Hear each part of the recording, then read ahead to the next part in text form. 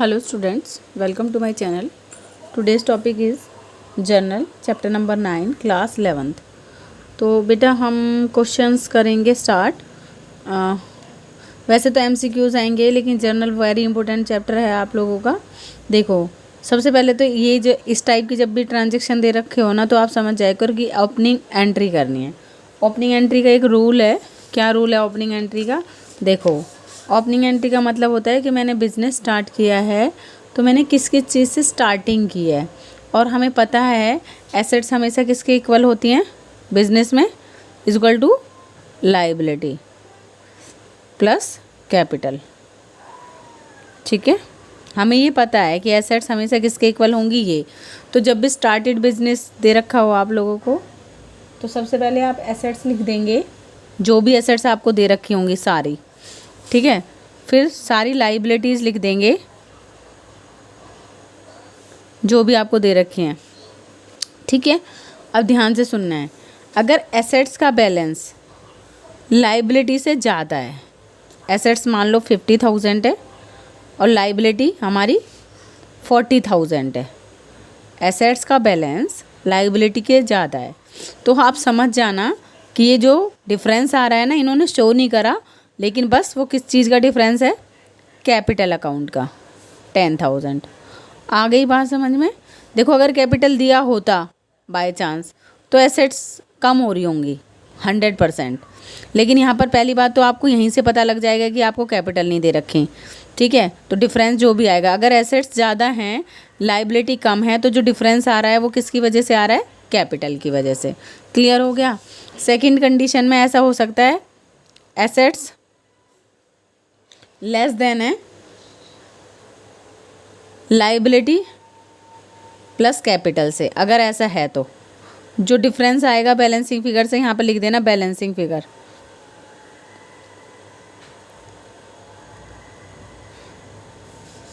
ठीक है, तो मैं सारी एसेट्स लिखूंगी।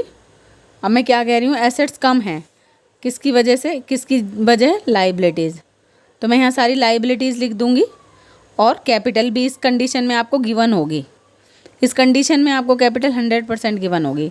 सोचो, ये दोनों हैं 50,000 और एसेट्स है मेरी इस कंडीशन में 30,000। तो कौन कम है? एसेट्स।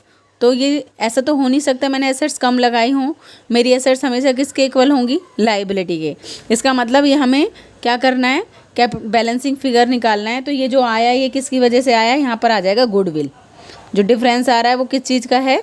गुडविल का है, जो मैं शो करना भूल गई हूँ, और मैं उसे शो कर दूंगी और यहाँ पर लिख दूंगी बैलेंसिंग फिगर।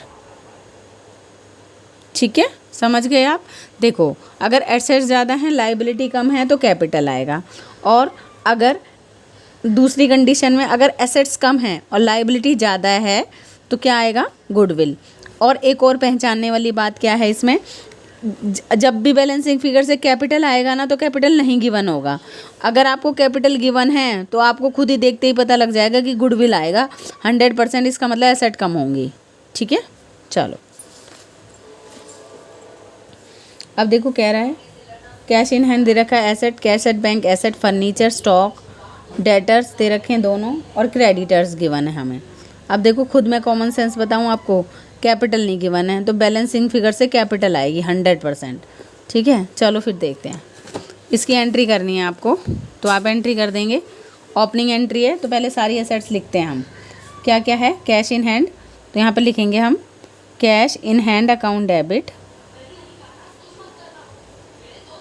और कैश एट बैंक है cash at bank account debit. तीसरा है फर्नीचर, फर्नीचर अकाउंट डेबिट। फिर है stock, stock account debit. Debtors के नेम लिखने हैं आपको, राम अकाउंट डेबिट क्योंकि एसेट है, Ram account debit, Shyam account debit, और क्रेडिटर्स के भी नेम। टू कौन कौन है creditor? Anil, to Sunil. Account नहीं आता इनके साथ। ठीक है, समझ गए? अब देखो, इनकी अमाउंट लिख लेते हैं। कैश इन हैंड है 10,000, यह है 16,800, यह है 8,000, यह है 50,000, उसके बाद डेटर है 8,000 के राम हैं और 12,000 के श्याम हैं। अनिल कितने का है? 4,000 का। और सुनील कितने का है? 5,000 का। अब देखो ये 9,000 आ रहा है, 9, और इनको अगर मैं टोटल करूँ तो ये कितना आ रहा है? 60 और 20, 8, ये हो गया 60 और 20, 80, 88 और 16, 800।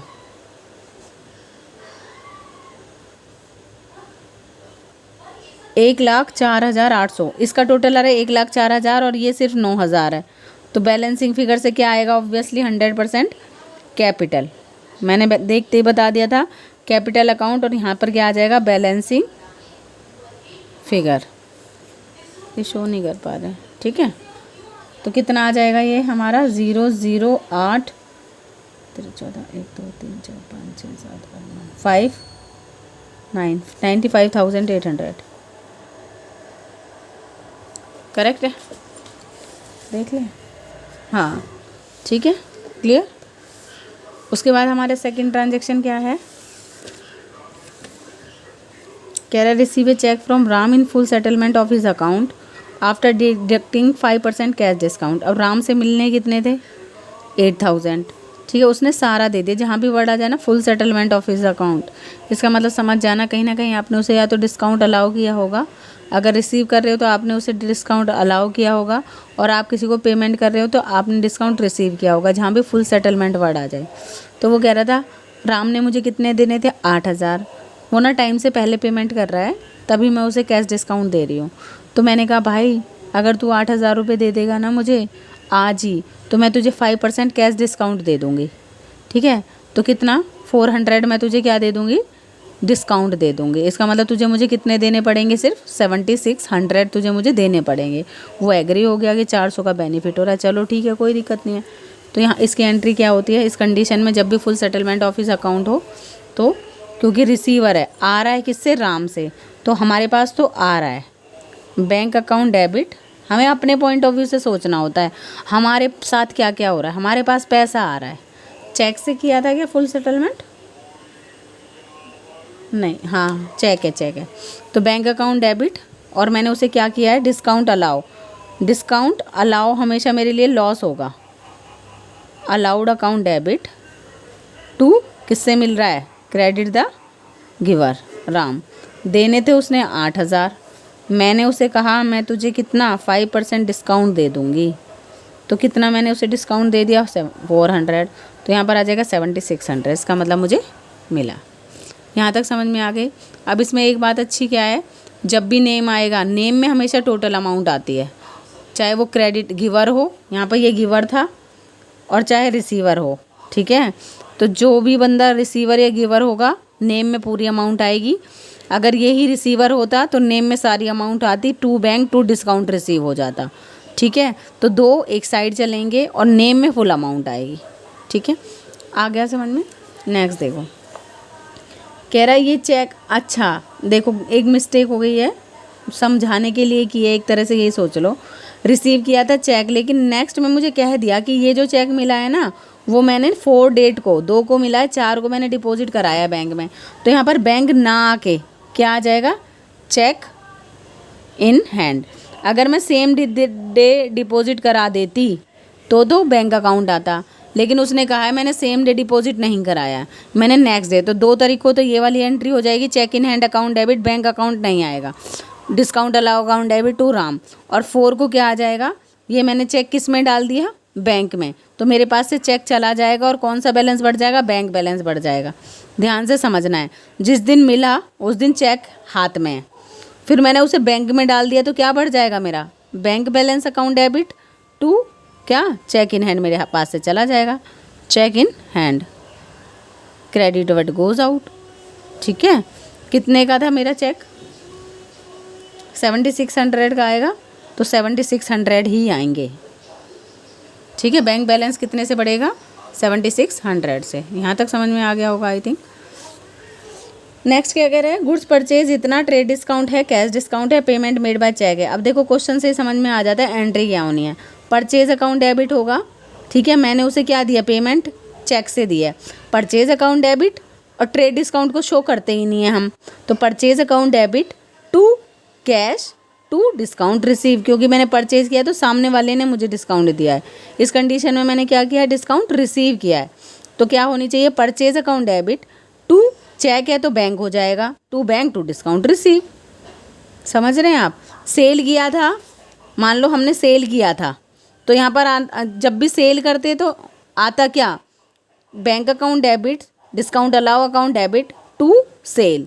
और अगर परचेज किया है तो आपने डिस्काउंट रिसीव किया और पैसा गया है, तो आप एंट्री क्या करेंगे, देखो देखते ही एंट्री को समझ जाओ। पहले आपने परचेज किया, purchase always debit, purchase account debit, आपके पास से क्या गया है, पैसा, credit what goes out to bank account. लेकिन है ना, आपको डिस्काउंट भी दिया है सामने वाले ने, आपने क्या किया है, डिस्काउंट रिसीव्ड, क्योंकि कैश डिस्काउंट है इसलिए हम शो कर रहे हैं। अगर यही ट्रेड डिस्काउंट होता तो उसे शो नहीं करते, तब परचेज टू बैंक ही आती। ठीक है एंट्री। अब देखो ध्यान से समझो इस बात को, एक मिनट, ठीक है अब सही है, ओके। अब देखो 20,000 का परचेज किया था, लेकिन सामने वाले ने मुझे ट्रेड डिस्काउंट दे दिया, तो 20,000 का 10% ट्रेड डिस्काउंट को तो मैं डायरेक्ट ही माइनस कर दूंगी। 2,000 का इसका मतलब मुझे ट्रेड डिस्काउंट मिल गया, तो 20 में से 2 चले गए, तो उसका मतलब मैंने कितने का परचेज़ किया है, 18,000। ट्रेड डिस्काउंट सिर्फ बल्क में ज़्यादा खरीदने की वजह से हमें मिलता है, लेकिन कैश डिस्काउंट कैश पेमेंट की वजह से मिलता है। अब देखो मैंने परचेज़ किया था 18,000 का, सामने वाले ने मुझसे कहा भाई अगर आप जल्दी पेमेंट दे देंगे तो मैं आपको 5% कैश डिस्काउंट दे दूँगी। तो मैंने ठीक है, मैंने कहा ओके, देना तो है ही पैसा, तो मैंने दे दिया टाइम से 5%। उसने मुझे क्या दे दिया, डिस्काउंट, तो 900 रुपये का मुझे डिस्काउंट मिल गया, करेक्ट किया ना, ठीक है। 900 का मुझे क्या मिल गया, डिस्काउंट। तो अब मुझे कितने देने पड़ेंगे ये मैटर करता है, इसका मतलब मुझे 17,100 देने पड़ेंगे उसे। कितने देने पड़ेंगे, 17,100। क्लियर है, आगे समझ में, यहाँ तक ठीक है। 4, फिर उसके बाद है 5 तारीख की ये वाली एंट्री है, और ठीक है 5 की हो गई। देख लो, स्क्रीनशॉट लेना है तो ले लो। ओके नेक्स्ट देखते हैं। नेक्स्ट एंट्री में क्या कह रहा है, अगर बुक भी शो हो जाती है तो देखते हैं। चलो नेक्स्ट में कह रहा है received a cheque from Shyam इतना, और हमने उसे डिस्काउंट अलाउ किया इतना। इसका मतलब चेक इतने का मिला है हमें और डिस्काउंट हमने अलाउ किया है, तो एंट्री तो देखते ही समझ में आ जानी चाहिए। बैंक से पैसा आया, डिस्काउंट अलाउ हमने किया उसको, डिस्काउंट अलाउड अकाउंट डेबिट, किससे, नाम क्या था, श्याम।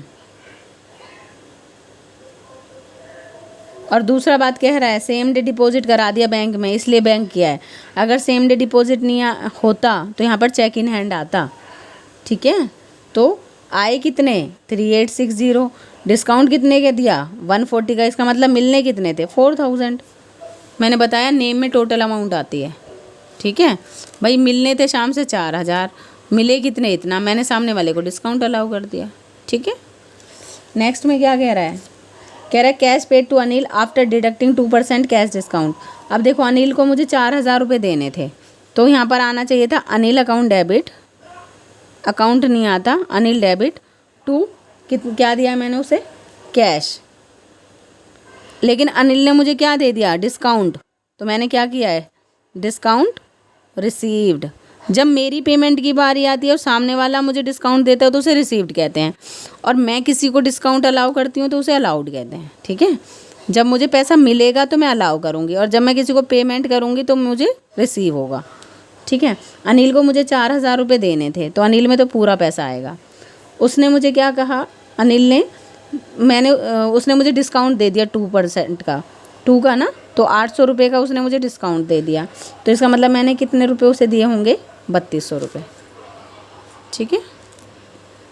उसके बाद नेक्स्ट है ओल्ड फर्नीचर सोल्ड फॉर 800। अब देखो ये था हमारा कब का, 10 तारीख की बात थी ये, अब है हमारा 15 का। Old furniture sold for 800। इसका मतलब कहना चाह रहा है कैश ही बेचा होगा, तो हमारे पास क्या आएगा, कैश अकाउंट डेबिट। लेकिन यहाँ पर फर्नीचर बेचा है, ना कि कोई गुड्स बेचे हैं, तो फर्नीचर का नेम ही आएगा, फर्नीचर। सेल नहीं आएगा, फर्नीचर क्योंकि फिक्स एसेट है इसलिए उसका नेम आएगा। ठीक है, 800 आ गया। नेक्स्ट में क्या कह रहा है, sold goods to Shiv Prasad, list price है इतना और डिस्काउंट है, ट्रेड डिस्काउंट है। तो ट्रेड डिस्काउंट को तो सिर्फ डिडक्ट करते हैं, लेकिन उसकी एंट्री पे कोई इफेक्ट नहीं आता। सेल की है शिव प्रसाद को, लिस्ट प्राइस इतना और ट्रेड डिस्काउंट है, इसका मतलब उधार सेल की है, कुछ भी नहीं कह रहा ना, इसका मतलब क्रेडिट सेल की है। ठीक है, क्योंकि नेम जब भी दे दे और उसके साथ कैश ना दे तो हम क्या एज्यूम करते हैं कि क्रेडिट सेल है। तो यहाँ पर क्या आ जाएगा हमारा, शिव प्रसाद मेरा डेटर बन जाएगा, Shiv Prasad account debit to sales account. ठीक है, अब ध्यान से सुनना, 10,000 का चीज़ मैंने 10,000 का 15% ट्रेड डिस्काउंट पर दिया है। इसका मतलब 1,500 रुपये ट्रेड डिस्काउंट के अगर मैं इसमें से माइनस कर दूं तो मैंने 8,500 का उसे सेल किया है। ठीक है, क्योंकि क्रेडिट सेल है इसलिए नेम आएगा, मैंने बता रखा है कि अगर क्रेडिट सेल करते हो तो नेम आता है। उसके बाद नेक्स्ट है आप लोगों का, शिव प्रसाद ने रिटर्न कर दी गुड्स। अब ध्यान से सुनना, अगर हमने सेल करते सम टाइम है ना डिस्काउंट दिया था ना सामने वाले को, तो जब वो रिटर्न करेगा ना तो भी मैं उसे क्या करूँगी, रिटर्न जब भी वो गुड्स करेगा तो भी डिस्काउंट ही दूंगी। जैसे फॉर एग्जांपल भाई आपने ना 10 पेंसिलें खरीदी थी, ठीक है, थी तो 100 रुपये की और सामने वाले ने आपको 90 रुपीज़ में दे दी थी 10% ट्रेड डिस्काउंट देने के बाद। ठीक है, तो आपको कितने की पड़ी, 90 की। जब आप एक पेंसिल ख़राब हो गई, उसमें से निकल गई ख़राब, तो उसे वापस देने जाओगे तो सामने वाला 10 रुपये में लेगा या 9 रुपये की दी है उतने में। भाई 10 की पेंसिल होनी चाहिए तो उसने तुम्हें 9 की दी है, तो वो लेगा, लेते टाइम तुम्हें 10 रुपीज़ वापस करेगा या 9 रुपीज़, तो ऑब्वियसली 9 रुपीज़। तो इसका मतलब जब हम रिटर्न भी करते हैं तो अगर हमें ट्रेड डिस्काउंट मिला होता है या हमने किसी को दिया होता है तो रिटर्न में भी वो अमाउंट कैलकुलेट होती है। ठीक है, तो शिव प्रसाद ने सेल्स रिटर्न किया है तो एंट्री क्या हो जाएगी, sales return account debit to Shiv Prasad. देखो 1,000 की गुड्स थी, अगर मैंने लेते टाइम डिस्काउंट दिया था तो वो वापस करेगा तो भी मैं उसे डिस्काउंट ही दूंगी, तो 850 आ जाएंगे। भाई 150 का डिस्काउंट 850 की थी, इसका मतलब वो चीज़ जो उसने मुझे वापस की है। क्लियर हो गया। नेक्स्ट क्या कह रहा है, पेड फर्नीचर रिपेयर। जब भी एसेट्स की रिपेयर कराते हो आप, यहाँ पर कह रहा है रिपेयर फॉर फर्नीचर, जब भी एसेट्स की रिपेयर कराते हो तो रिपेयर अकाउंट ही डेबिट होगा। क्या होगा, रिपेयर। अगर नया फर्नीचर ख़रीदा होता और उसकी रिपेयर करा रहे होते तो फर्नीचर अकाउंट डेबिट आता था, तो रिपेयर नहीं लिखते। लेकिन अगर किसी ओल्ड एसेट की आप रिपेयर कराते हो तो रिपेयर अकाउंट ही आता है। और जब भी नॉमिनल की बात हो ना, ये नॉमिनल है, नॉमिनल में नेम मैटर नहीं करता और उधार मैटर नहीं करता। ठीक है, तो रिपेयर कराई और पैसा चला गया। कितने की रिपेयर थी भाई, 100 की। उसमें शिव प्रसाद आपको दे रखा है ना, ये बहादुर सिंह दे रखा है, बहादुर सिंह से कोई मतलब नहीं होगा। देखो कैसे कहना चाह रही हूँ मैं, जब भी नॉमिनल आ जाए, रिपेयर नॉमिनल है तो उसमें नेम मैटर ही नहीं करता, हमेशा याद रखना। जैसे सैलरी पेड टू मोहन, तो मोहन से कोई मतलब नहीं है, सैलरी टू कैश, हमारे सैलरी की वजह से हमारा पैसा चला गया। कमीशन रिसीव फ्रॉम गोपाल, तो गोपाल से कोई मतलब नहीं है, कैश आएगा टू कमीशन। याद रखना, जहाँ भी नॉमिनल होता है वहाँ नाम से कोई मतलब ही नहीं होता। ठीक है, अच्छा लास्ट है, received a cheque from Shiv Prasad, 4% cash discount दिया हमने और चेक डिपॉजिट करा दिया बैंक में। अब देखो शिव प्रसाद ने हमें कितने दिए हैं, 8,500 रुपीज़ थे, हमने उसे सेल किया, 850 का सामान उसने वापस कर दिया। इसका मतलब 8,500 में से 850 उसने अगर वापस कर दिए तो कितना आएगा, 10 14 1 2 3 4 5 6 7 8 6 7 765 रुपीज़ 7650 उसने देने थे, लेकिन हमने उसे क्या कह दिया, 4% डिस्काउंट दे दिया। तो अब वो कितने देगा 4% डिस्काउंट के बाद, 24 25 306 का मैंने उसे क्या कर दिया, डिस्काउंट अलाउड कर दिया। तो अब वो मुझे देने थे इतने, मैंने उसे डिस्काउंट दे दिया इतना, तो जो दोनों का डिफरेंस आ जाएगा वो किस में आएगा, नेम में। देखो कैसे, जल्दी से देख लो, ख़त्म चैप्टर। क्या है, हम क्या बता रहे हैं कि हमें पैसे मिले तो बैंक अकाउंट डेबिट बैंक में जाएगा, और मैंने उसे डिस्काउंट अलाउ किया है, डिस्काउंट अलाउड अकाउंट डेबिट, क्योंकि मुझे मिल रहा है टू किससे, शिव प्रसाद से।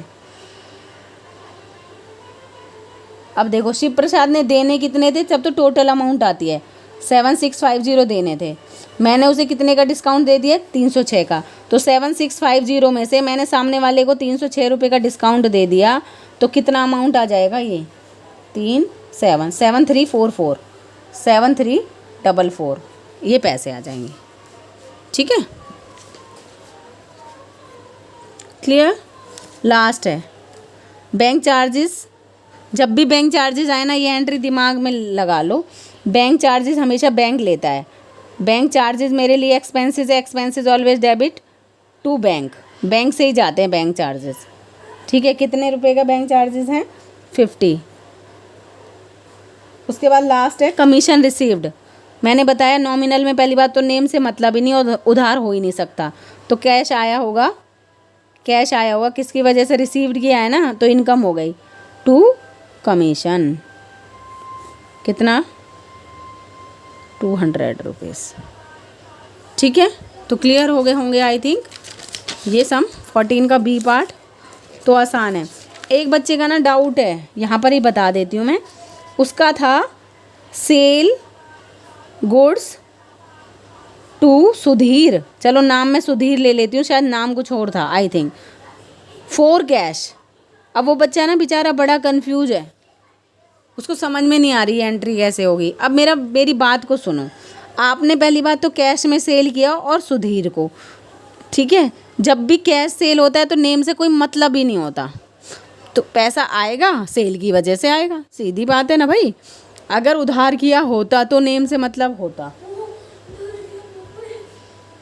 लेकिन कैश है इसलिए नेम से कोई मतलब नहीं होता। तो यहाँ पर एंट्री क्या हो जाएगी, cash account debit.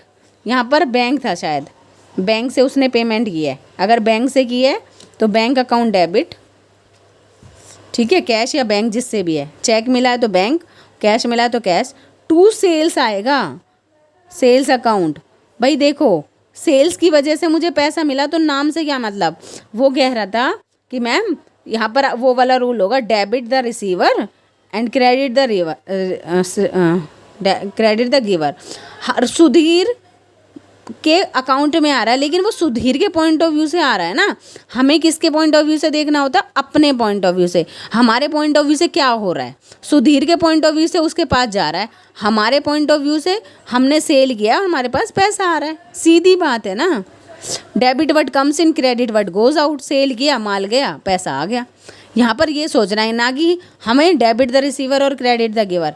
Debit the receiver और क्रेडिट द गिवर कब सोचते, अगर यहाँ कैश या बैंक ना होता, क्रेडिट सेल होता, तो मैं यहाँ पर कह देती सुधीर अकाउंट डेबिट, अकाउंट तो लगाते नहीं है नेम में, टू सेल्स, तब मुझे नेम से मतलब होता, और उस कंडीशन में भी ये मेरा डेटर बन जाता, इसलिए मैं इसे डेबिट करती।